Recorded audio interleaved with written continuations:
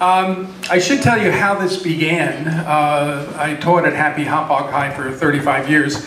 And in the 1970s, I began a senior elective in Long Island history. And at that stage of the game, it was very, very difficult for me to get high school students to understand what this island used to be like. And I'll give you my classic line. I'm talking about Lindbergh taking off from Roosevelt Field in May of 1927 and going across the Atlantic as the first solo airmail pilot, taking off from Roosevelt Field. It was an epic adventure. Young girl raises her hand. How did he take off from Roosevelt Field with all the light poles in the parking lot? True story. I'm looking at the whole class, waiting for someone to laugh, and I'm looking at the class going, yeah, how did he get to go? And I realized at that stage of the game that not only did these students realize it was only a shopping center, but their parents only knew it as a shopping center. So without skipping a beat, I said, well, I don't know whether you've ever looked at Macy's has a flat roof.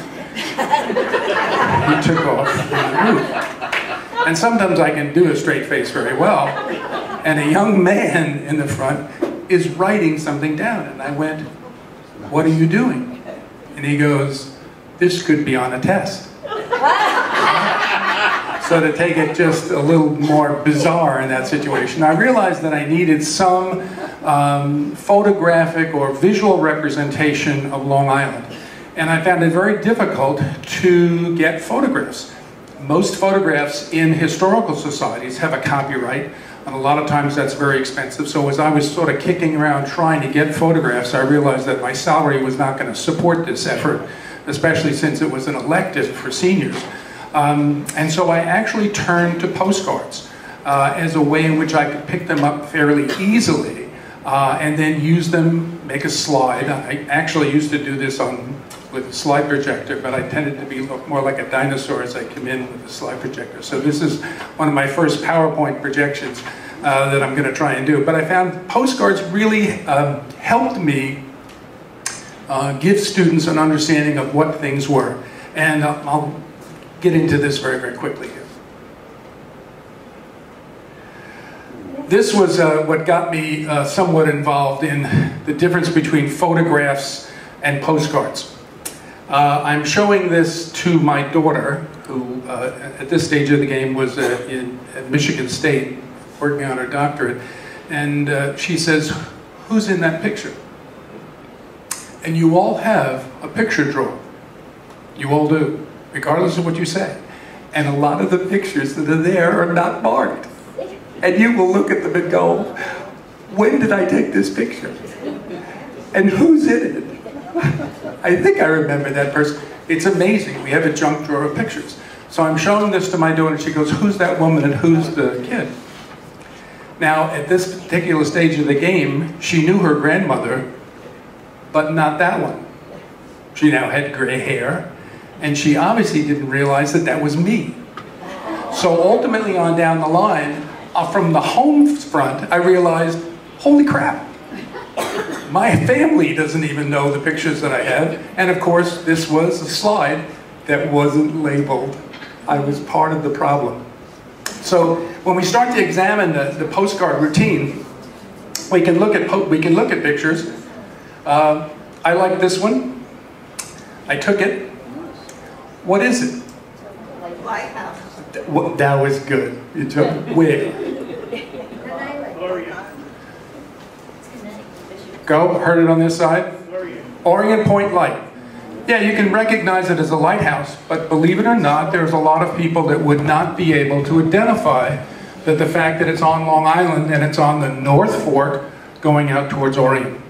You call it the Sparkplug Lighthouse. Yeah, exactly right. We have a couple of names for the locals with the Lighthouse Society. This was my little venture into Smithtown. Having taught in Hopog and living in Smithtown, I was going through the files in Smithtown, their vertical files and photographs, and found this photograph that was unlabeled.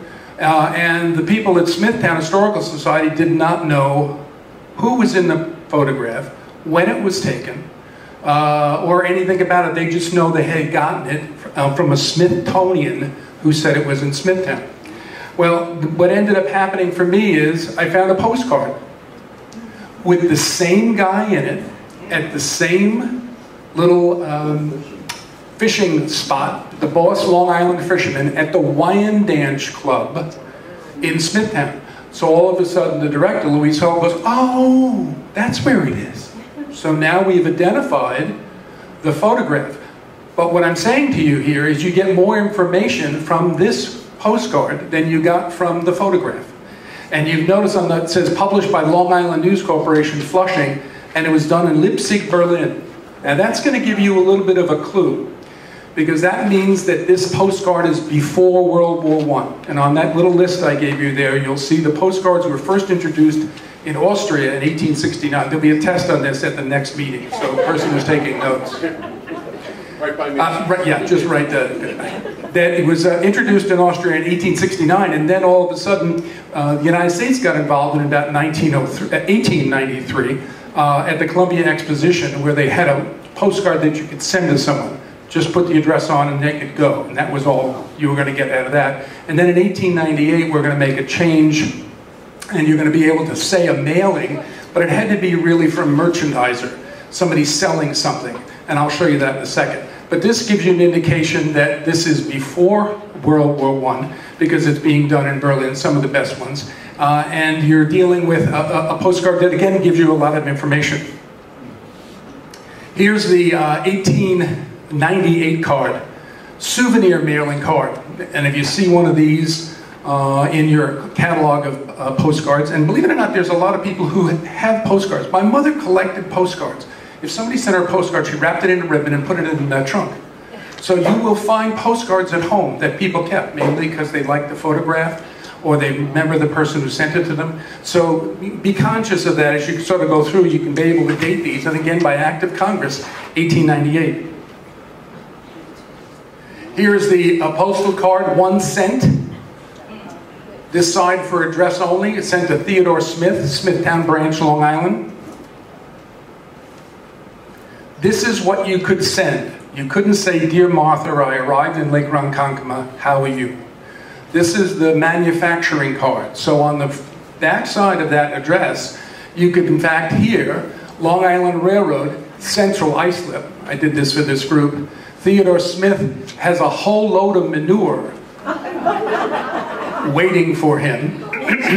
And if it's not disposed or unloaded before 8 a.m., not only will the railroad station stink, but you're going to be fined at $1 per car per day. And on Long Island at this stage of the game, I don't know whether you're aware of it, farmers used to use the Long Island Railroad to bring stuff into New York City in the morning. And then at night, these city sanitation workers used to load all the horse manure that was dropped on the streets of the city of New York onto flatbeds and dragged it out to Long Island, and it was picked up by farmers, because that's how they fertilized.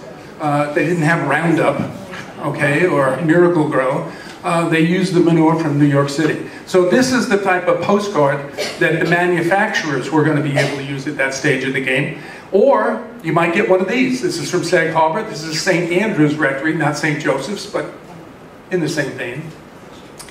During the month of January, your child Grace has been absent from school 0, absent from Sunday school 0, conduct excellent. Average percentage made in the different studies during that month, 100. Faithfully yours, Director. So this is the type of postcard that you'd get to give you the information you need. And again, you can see the date, 1893. No momentous things. All of a sudden now, about 1901, the U.S. government said, okay, you can start sending postcards. And it doesn't have to be a manufacturer. So you get a postcard like this. Of course, it says on the bottom here, this side for address only. So that means this postcard is from 1901 to 1906. So if you have a postcard at home that just has Lil on the, the back and the address, then you know that it's between 1901 and 1906. After 1906 and 1907, and I think I should give it to you here. Oh, I'm so embarrassed. Wait a second.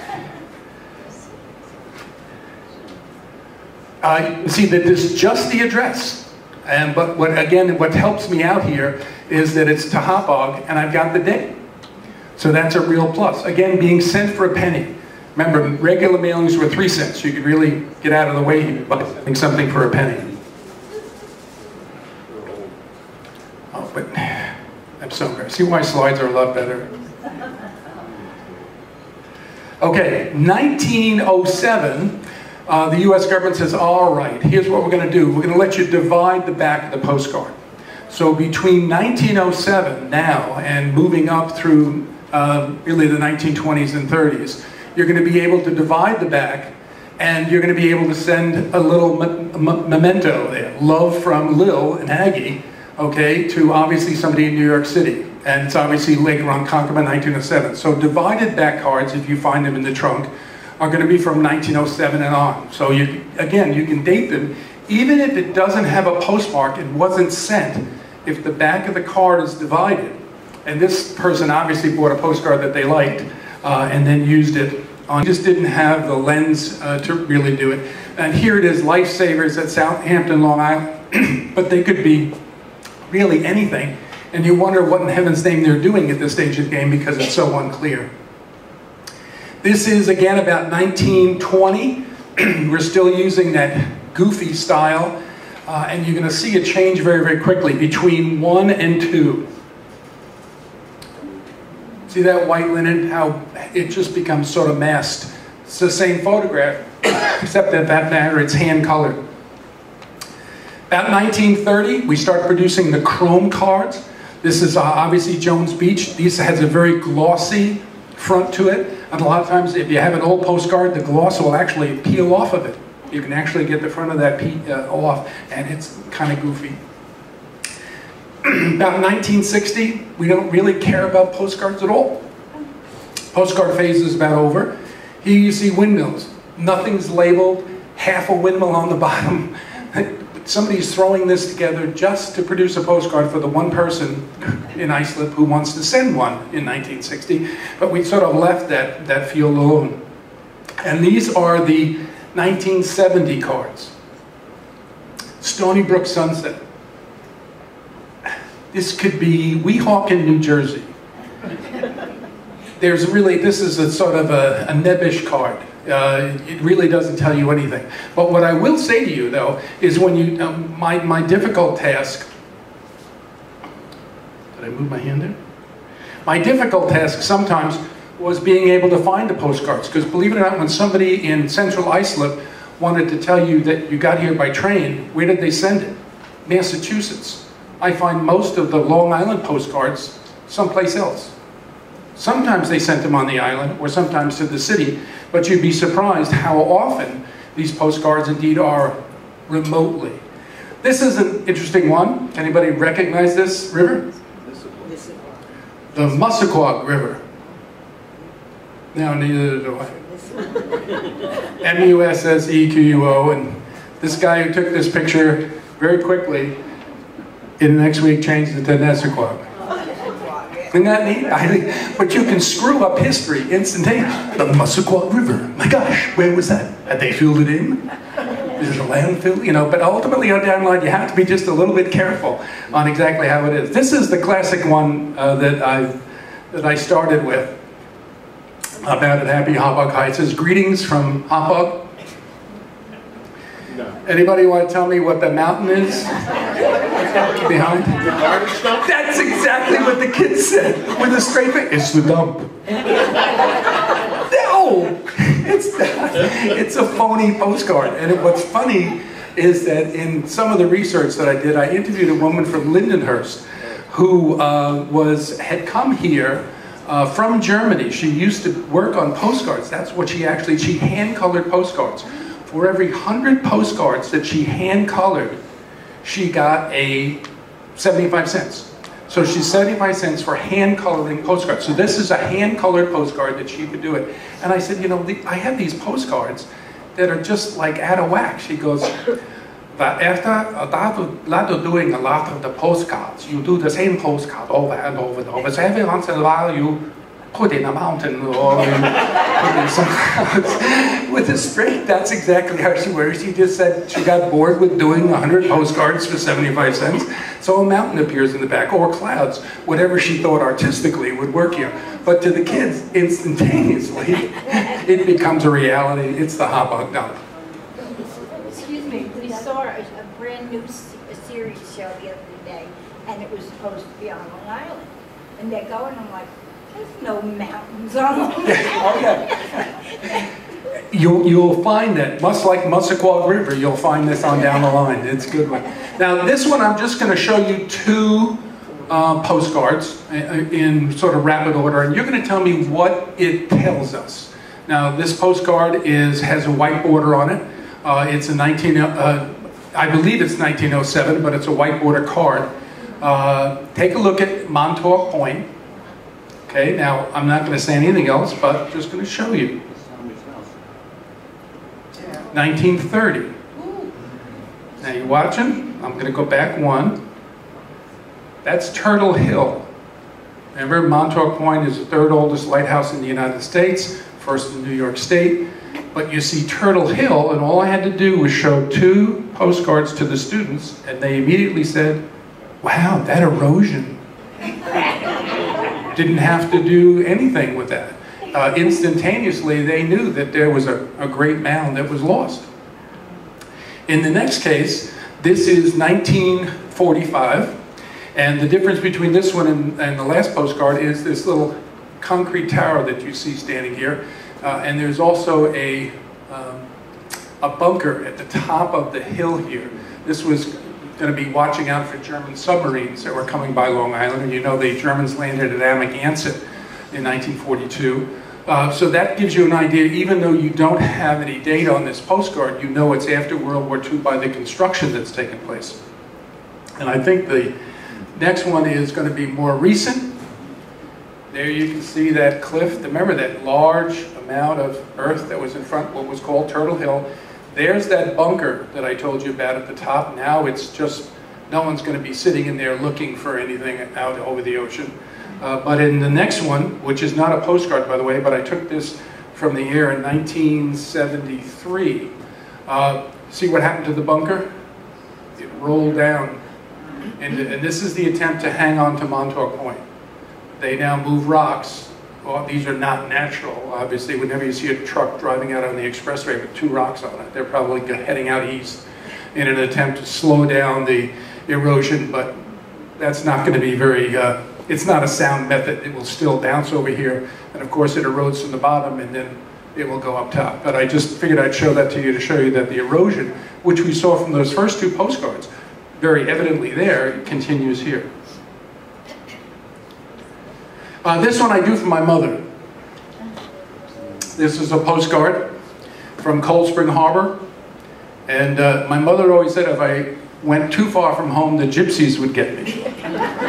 And I never realized that they were there until I found the postcard that said, my God, they were in Cold Spring Harbor. If I had wandered from Hicksville to Cold Spring Harbor, they would have got me. I would have been gone. Anybody? Now, it's tough. This was one of my favorite places. This is Lollipop Farm in Syosset. Anybody go to Lollipop Farm? Just me. I guess that's why they closed. This train is now out at the Railroad Museum out in Riverhead. But Lollipop Farm was one of my favorite places, and even though I've met people who went to Lollipop Farm, no one ever took photographs there. You had to rely on this postcard to make it work. This one, this is Fairyland in Middle Island. Anybody? Ah, good, excellent. Did you have any photographs of Fairyland? No. My dad probably has slides that he's, long past. You and I will talk at the end of the meeting. Okay. So what you have is some, interesting places on the island. This is the interim headquarters for the United Nations. Where was it? Lake Success. Lake Success, the old Sperry buildings. Most students would never have guessed that the United Nations met first on Long Island. not in Manhattan. Yeah, my father worked with United Nations back then. Oh, back then, yeah, and it was until a new building was built. And if you remember correctly, this is why the Russian legation was so close to, in fact, Lake Success, because of the fact that that's where they drove to initially. And again, you get this on a postcard. World's Fair 1939. How many years ago? That doesn't bother me. This one bothers me, because this is 1964, and to me, when I start talking about, 50 years of time passing, before you get to the 64 World's Fair in Flushing, and the Unisphere, which we always see going into the city, and you'd be surprised how many kids will ask what that was doing there, obviously put up by U.S. Steel way back when. Coney Island, I will tell you that in my effort to collect postcards, the most abundant source of postcards is Coney Island.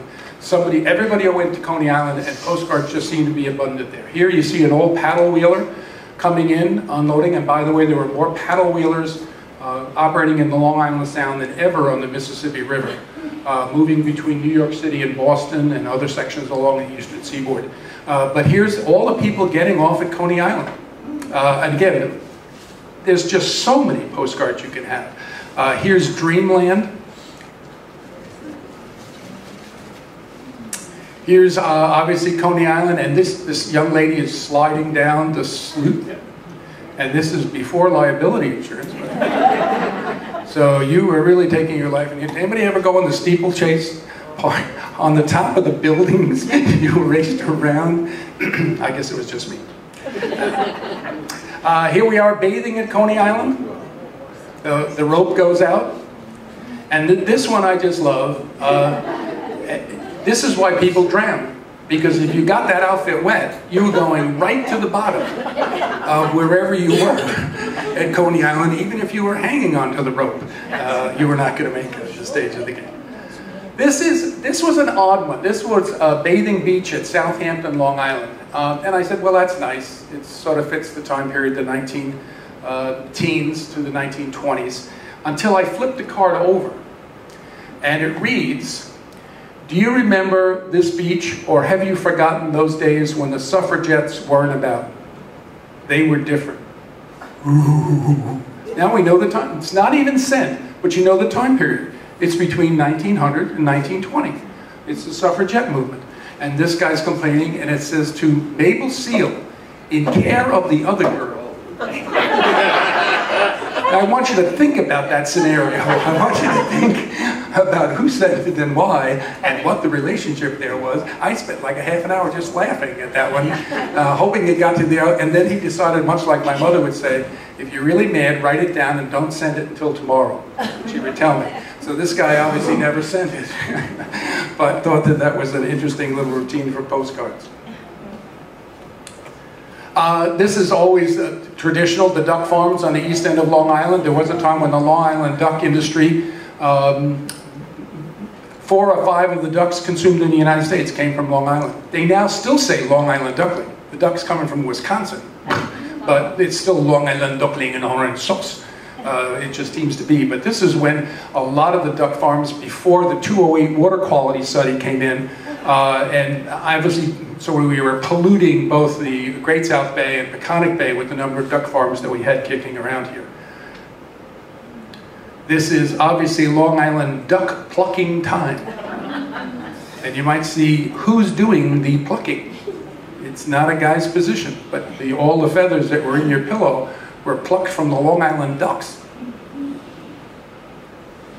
And that duck has had more movement than it could have flown south, I think, at this stage of the game, but it's been carted around and it's become actually a landmark. I mean, I used to, when my father would be driving, when we got to that duck, I knew exactly how far we had to go to get to my aunt's house. That was that critical factor in getting out there. And of course, if you weren't raising them, you were shooting them. Again, sometimes I wonder about the choices of postcards people would send. You know, hi dear, thinking of you. I mean, what's the theme you're going to have for that one? And of course the Long Island potato. There was a time when the Long Island potato ranked with the Idaho potato and the Maine potato on the diet. We have since logically switched from potatoes to wine, which I've embraced totally. But the Long Island potato is sort of a vintage, but people sending these lovely little postcards. The other item that I think is interesting is the number of postcards that I can find dealing with aviation. We have a great museum on Long Island now in Garden City, the Cradle of Aviation Museum. If you haven't been there, I highly recommend it. It is a classic routine, and they do not shortchange Long Island's role in aviation. It's not just Lindbergh. You have to understand that that great Hempstead plane that was in the middle of Nassau County was where every flyer came. And in this particular case, it's Glenn Curtis is coming to the middle of the plane. And how do you know that it was treeless?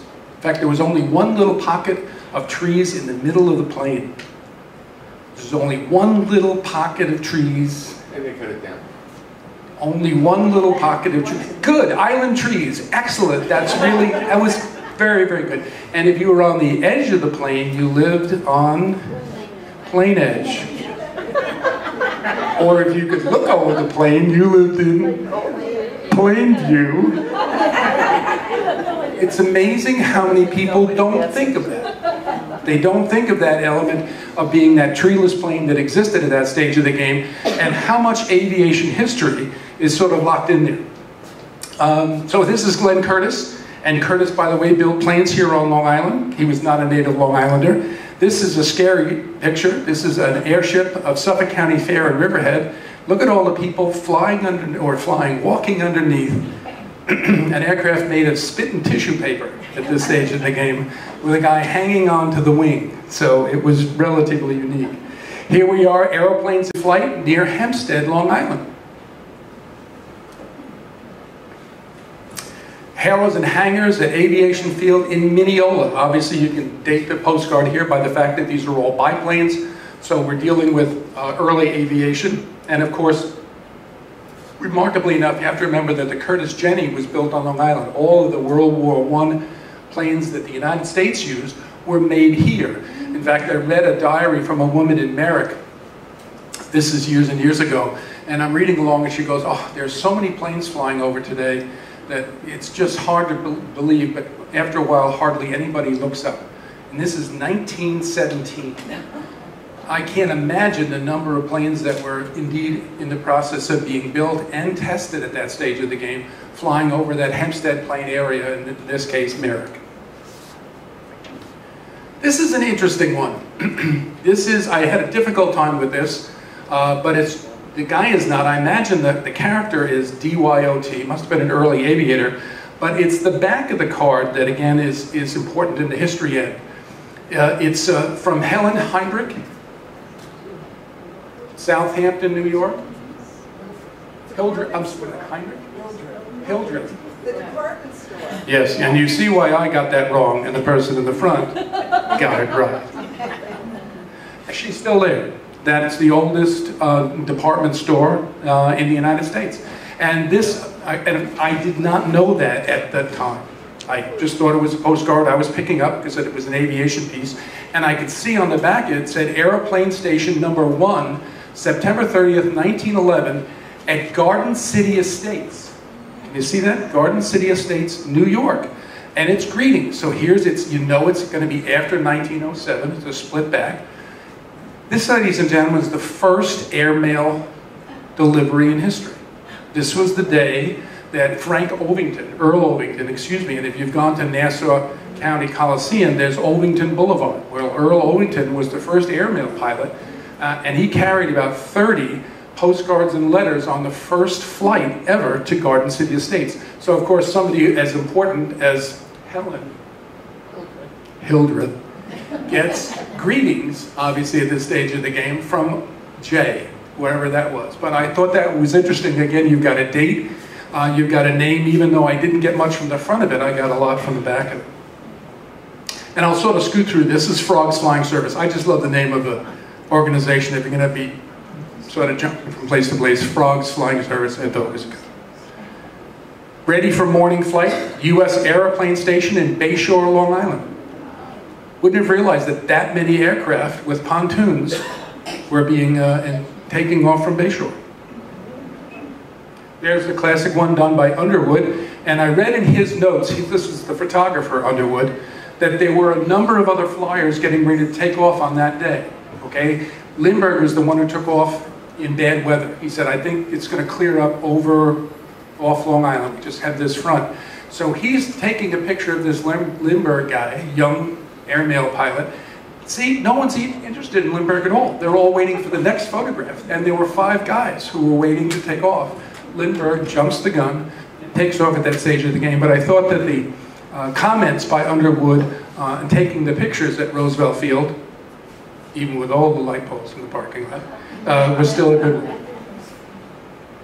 Obviously Camp Upton in Yaphank, World War I training ground, and of course the famous place where everybody in the nation came to train to be a World War I soldier, which I find to be unique. Recruits arriving at Camp Upton, and what you can see here, there's a word that says censored. This postcard was censored. I remember during the Iran-Iraq war when NBC or CBS reporter would say, I can't tell you where I'm from, where I am, I'm reporting in a censored. So here was World War I, and they were obviously dodging out of this photograph anything in the back that would have aided the enemy. Why they would attack Yaphank is beyond me at Camp Upton. But it's a unique camp. There were some great stories coming out of Camp Upton. In fact, Irving Berlin was indeed a soldier at Camp Upton. He wrote some great songs, and of course you remember that his greatest, Yip Yip Yaphank. Let's all sing it now. No one remembers Yip Yip Yaphank. Yeah, the Easter Parade, sure, God bless America. Yip Yip Yaphank gets lost again, Long Island fails.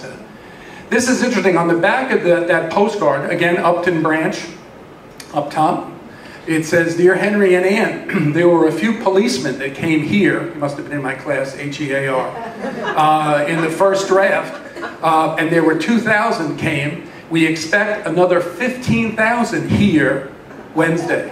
So even on the back of this card, I'm getting information that Camp Upton is rapidly moving at this stage of the game to a camp that is in preparation. Suffolk County Historical Society, just thought I'd throw it in there. Except for 2 wings. There's a wing on that end and there's a wing on this end. Main Street, Southold. Again, you can do this yesterday and today stuff. I started actually taking pictures of a scene and then walking to where they were and taking another photograph. This is again parting ways in Southold on Route 25. Did I get that? Here we have the old William Cullen Bryant place in Roslyn. Again, this is before 1917. Garden City Hotel, which they knocked down and then tried to build one that looked exactly like the one they knocked down, which always dazzled and amazed me as far as preservation is concerned, but obviously Alexander Stewart's right along that path. This is interesting. This is the Nathan Hale Monument. Now, I show you this to you because it's no longer in this postcard. The Nathan Hale Monument, which is from Hale site. Come on, I know you were talking prior to me getting up here because there was a great conversation between. This was right on the beach at Hale site. This is where Nathan Hale came over from Connecticut before he moved into New York City on his spy expedition. And it says here's where Nathan Hale landed when he came ashore. But so many people stole the bronze plaques off the front of the rock that they moved the rock into the middle of Huntington and never changed the wording. So everybody thinks he parachuted in to the middle of Huntington because this is where he landed. I always think sometimes that history is a fable that everybody agrees is true.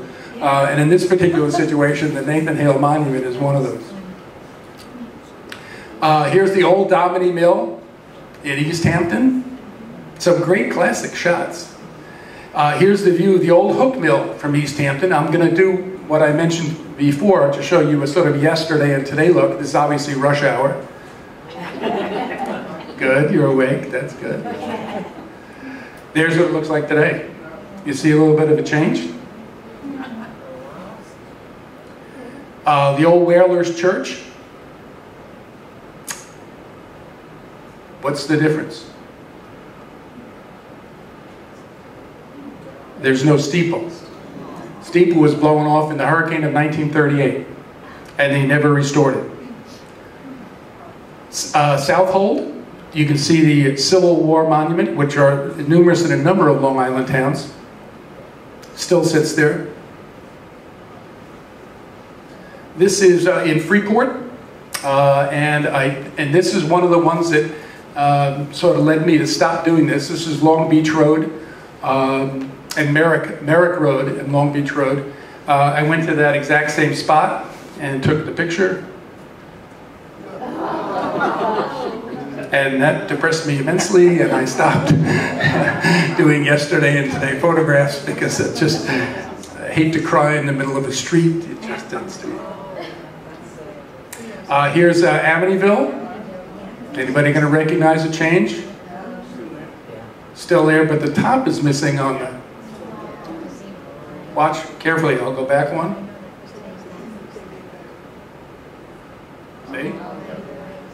And then watch what happens here. Still the same building. I wonder why they removed the You mean this section here? yeah. I think probably cost. I usually find that to be the overriding factor in a number of things, either with restoration or not restoration. There's the Opera House in Greenport, and if you look at this here and that little building there, most opera houses on Long Island have gone. That little peak is right there, and the Opera House is right there. Now an antique store. This is Sag Harbor. Monument's still there, still on the divide. Again, a lot of those. This is St. Anne's Episcopal Church in Sayville, Long Island. This is a good effort in preservation. You can just about make out the building until they removed all the clutter, which I thought was good for the building. Because believe it or not, a lot of that ivory will work right through the concrete. This is the burning of the Manhasset House on Shelter Island on August 13th, 1896. And they then rebuilt it so that it was fireproof and it burned down again. Now again, I haven't the foggiest idea who you're sending this postcard to. My heart burns for you. No longer there. The Greenport Shipyards, and again, there's an old paddle wheeler right in that section. If you were looking at this spot, Claudio's Restaurant, and this looked like an eating group based on the coffee and things that I saw at the beginning, Claudio's Restaurant would be right on the right side of this postcard, and you're looking out just into the section where the boats come in, but obviously no paddle wheelers. And that's what it looks like today. This is Port Jeff, New York. This is Belterre. Anybody been up to Belterre? Yes. I tried to do really something very fancy here. This building is there, and there's this nice little old car from about 1907 coming out of the driveway. And what I attempted to do was catch another car coming out, but what I ended up doing was catching the top of the photograph that I was trying to reproduce. But that's still there, and the car was coming in the same direction. Here's Main Street in Northport. I want you to here again look at the roof line here, and then the roof line here. See it? Same buildings, same buildings. They haven't moved. So again, dealing with restoration or trying to get a little bit of history of the area, you can do that very easily. Here's Islip.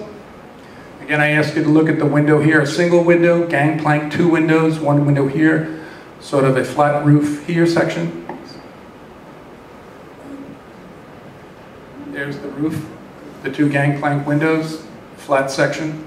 So sometimes you can really catch things that had not changed much, or at least the exterior may have been stuccoed or something like that on down the line, but you can sort of relate to it. Here's Huntington. This is the Huntington Library. Some of you may have seen that building. It's now the historian's house. in Huntington. And if you looked at that today, curve is still there.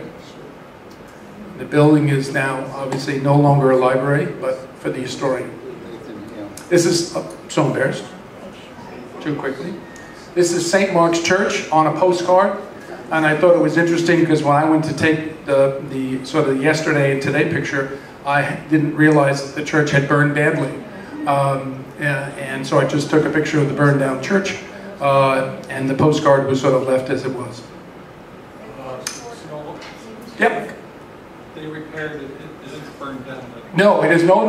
I'm so embarrassed. Before it burned, genuflect. Yes, they restored the church. They restored the church. It's still standing. When I meant it burned, I should have said burned down, but I've been drinking heavily. And that's How we doing? Okay. If the coffee moves you, I won't be upset if you move to the facilities. I was told there was not that much Metamucil that was put in the coffee. This is Smithtown, and this was, again, one work that I did. These were, can you see the two buildings here? 1, 2, and they've sort of been left, but they've been connected, obviously. You can see the sections that are right here.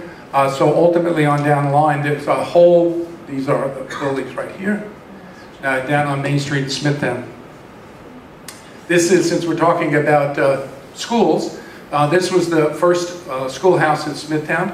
This is a feather photo. He was a photographer in Smithtown and sort of Huntington, Setauket area.